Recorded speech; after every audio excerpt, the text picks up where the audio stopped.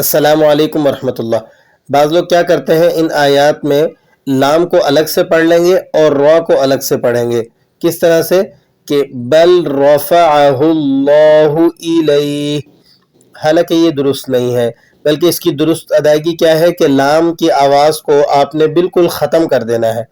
लाम की आवाज़ को आपने बिल्कुल ख़त्म करके और रॉ को मोटा करके और बा को आपने डायरेक्ट रॉ से मिलाकर इस तरह से पढ़ना है, बल रफ़अहुल्लाहु इलैहि, बल रफ़अहुल्लाहु इलैहि।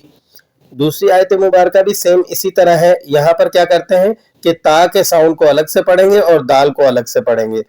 हालांकि दुरुस्त अदायगी इसकी ये है कि आपने ता को बिल्कुल ख़त्म करके बा को दाल से मिलाकर इस तरह से पढ़ना है, उजीबत दाअवतुकुमा,